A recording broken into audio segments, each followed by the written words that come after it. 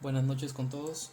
El día de hoy vamos a hablar de la estructura apendicular, su embriología, anatomía, irrigación, inervación, histología y las diferentes posiciones que toma este órgano, que antes era considerado un órgano vestigial. Primero empezaremos hablando de la embriología, ¿no? El ciego y el apéndice derivan de la porción caudal del intestino medio primitivo. El intestino medio primitivo que posteriormente va a formar el intestino delgado y sus tres porciones, duodeno, yeyuno e ilion, el ciego, el apéndice, el colon ascendente y la mitad derecha del colon transverso. Aquí encontramos el saco vitelino y esta vaginación es lo que va a formar posteriormente el ciego, y la porción inferior del saco vitelino va a formar posteriormente las asas de yeyuno intestinales. Aproximadamente a la sexta semana se observa esa gemación. A la octava semana nosotros vemos ya un apéndice primitivo, la porción cecal. Esta gemación vendría a ser el apéndice y estas estructuras las asas yeyunales, el yeyuno, que va a desembocar en el colon ascendente. Y a partir del octavo mes, del quinto mes, a partir del quinto mes ya se observa el apéndice con su famosa forma vermiforme, ¿no? Desembocando principalmente en la cara posterior del ciego, ¿no? Como ya lo vamos a ver, la posición más frecuente es la posición retrocecal. Este es un pequeño repaso embriológico sobre el apéndice que fue sacado del libro Schwartz. Ahora vamos a hablar de la anatomía del apéndice.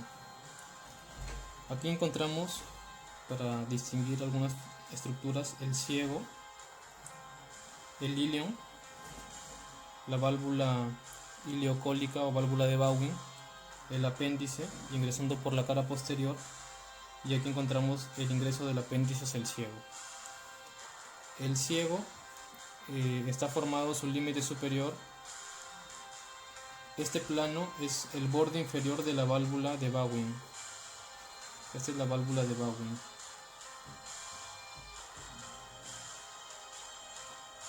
La estructura que se encuentra por encima del ciego vendría a ser el colon ascendente. Entonces la válvula de Bowing ha sido mal denominada válvula iliocecal, porque el ciego empieza aquí, debajo de este plano. Por lo tanto sería una válvula iliocólica. El ciego, que es un fondo de saco que se continúa con el apéndice. El apéndice también es un saco ciego, por así decirlo, el cual va a desembocar en el ciego a través de una válvula mucosa, que es la válvula de Herlach.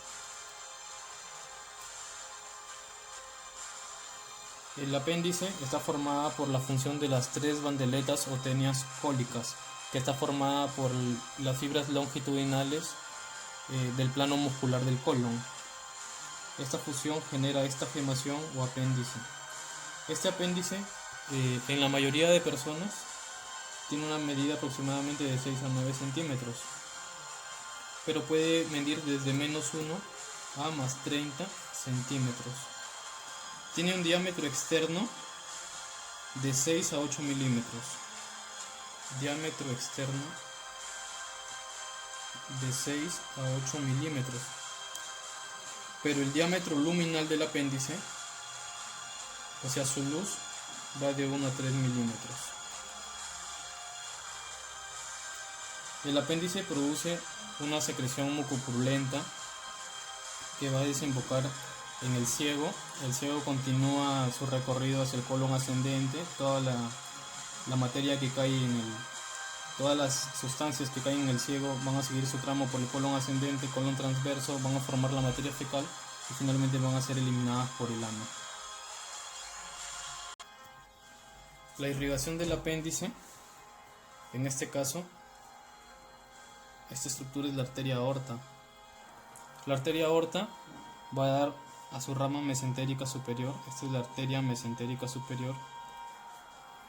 Y la arteria mesentérica superior a su vez se va a dividir en una cólica media, cólica derecha y su rama ileocólica.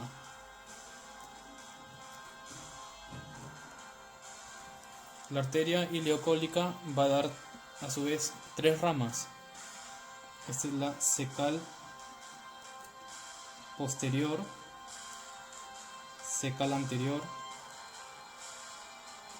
y la arteria apendicular.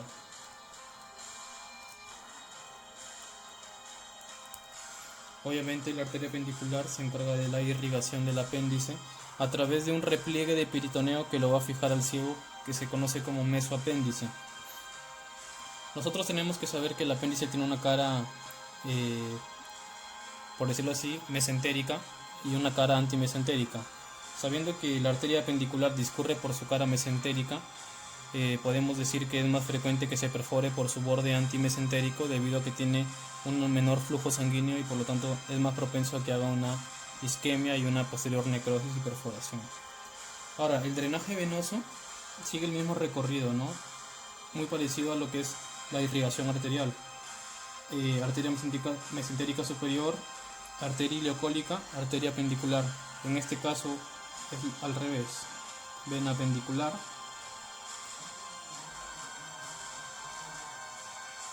vena mesentérica superior, la vena ileocólica, perdón. Primero es la vena ileocólica,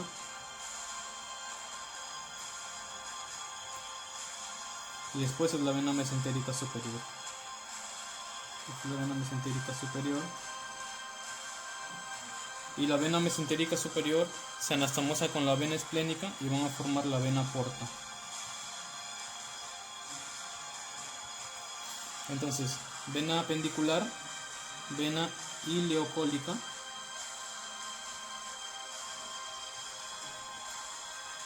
vena mesentérica superior, y la vena mesentérica superior que se anastomosa con la vena apendicular forman el tronco venoso portal que va a dirigirse hacia el hígado. La inervación tiene dos grupos, ¿no? La inervación simpática proviene del ganglio celíaco, que va a dar la aferencia simpática a través del plexo mesentérico superior y se dirige hacia el apéndice. Mientras que las aferencias parasimpáticas derivan del nervio vago. Entonces, la irrigación arterial, arteria aorta, arteria mesentérica superior, arteria ileocólica, arteria apendicular. El drenaje venoso, vena apendicular, vena ileocólica, vena mesentérica superior, tronco venoso portal. La inervación, aferencias simpáticas, ganglio celíaco, plexo mesentérico superior que se origina a nivel de la 10ª vértebra dorsal y primera vértebra lumbar y va a inervar el apéndice. Esto es muy importante saberlo porque el dolor visceral, el dolor parietal, las fibras parietales o el peritoneo parietal del apéndice recibe inervación simpática. Por lo tanto, el dolor va a empezar siendo periumbilical y luego se va a volver un dolor localizado en la fosa ilíaca derecha. Eso lo voy a explicar ya en el cuadro clínico. Y las fibras nerviosas parasimpáticas derivan del nervio vago. Ahora vamos a hablar de la histología del apéndice. El apéndice, como las demás estructuras del tubo digestivo, presenta una capa serosa primero. La capa serosa, que es un repliegue de peritoneo. Una capa muscular muy escasa y que en algunas áreas del apéndice ni siquiera encontramos capa muscular. La submucosa, muy importante, porque en la submucosa se encuentran los folículos linfoides. Y a su vez, muy cerca y adyacente a la submucosa está la mucosa. ya que encontramos la luz del apéndice. ¿Por qué es importante conocer esto? Me voy a adelantar a la etiología de la apendicitis aguda. Cuando estos folículos linfoides crecen, hay una hipertrofia de estos, o amígdalas de Raux también conocido, llegan a obstruir la mucosa y con ello llegan a obstruir parte de la luz. Al obstruir parte de la luz se desencadena una obstrucción luminal que desencadena que la secreción mucosa se acumule, que haya proliferación bacteriana, distensión de su luz, isquemia, necrosis, etc. Entonces, la principal causa de apendicitis aguda nosotros debemos saber que es la hipertrofia o hiperplasia de los folículos linfoides. Por eso es importante conocer que hay folículos linfoides en la submucosa del apéndice. Ahora, dentro de la fisiología, inicialmente nosotros pensábamos que el apéndice era un órgano rudimentario, un órgano vestigial que no tenía ninguna función. Posteriormente encontraron que hay folículos linfoides y participa activamente en la producción de inmunoglobulina A. A de apéndice, hay que recordarlo de esa forma. El apéndice participa en la producción continua de inmunoglobulina A. Ahora, esto también es sacado del Schwartz. Tenemos que saber que el apéndice no se sabe a ciencia cierta si juega un papel desencadenante en ciertas patologías inmunológicas, como por ejemplo las enfermedades inflamatorias intestinales, pero se ha descrito que la apendicectomía, pacientes apendicectomizados, disminuye la incidencia de colitis ulcerativa. Pero lo mismo en pacientes apendicectomizados en estudios prospectivos se ha encontrado un aumento en la incidencia de la enfermedad de Crohn, sobre todo en el grupo etario más frecuente, que es dentro de los 20 a 30 años. También es importante conocer eso porque es muy preguntado, ¿no? Paciente apendicectomizado o con hábitos tabáquicos generalmente presenta una menor incidencia de colitis ulcerativa, pero por el contrario presentan mayor incidencia de enfermedad de Crohn. Ahora hay que también saber que el apéndice generalmente es un dolor localizado en la fosa ilíaca derecha, cuando la ubicación es mayormente retrocecal, pero el apéndice puede tener diferentes posiciones, que es lo que voy a mencionar a continuación. Bueno, las diferentes posiciones que toma el apéndice vermiforme son las siguientes. Aquí tenemos la posición retrocecal, que es la más frecuente, con un 65% de frecuencia, ¿no? De 100 pacientes, 65% presentan un apéndice retrocecal. Le sigue en frecuencia la posición pélvica, con un 31% de frecuencia. Luego la posición subcecal, con un 2%. La posición preilial, acá está el ilion, con un 1%. La posición postilial, aproximadamente un 0.4%. Y finalmente la posición paracecal, con un 0.6%. Esto es importante conocerlo porque de eso depende mucho el cuadro clínico, ¿no? Hay pacientes que tienen cuadros clínicos atípicos, por ejemplo, refieren dolor pélvico. Obviamente la posición es pélvica y hay diferentes signos, por ejemplo el signo del psoas, signo del obturador, que nos van a hacer pensar en diferentes posiciones que puede adoptar el apéndice, así también como diferentes puntos apendiculares, punto de Lanz, punto de Morris, que eso lo voy a explicar con mucho detalle en el tema de apendicitis aguda. Hasta ahí vamos a quedarnos.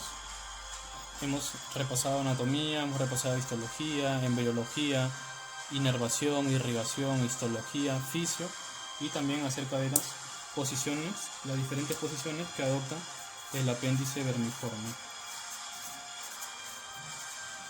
Muchísimas gracias.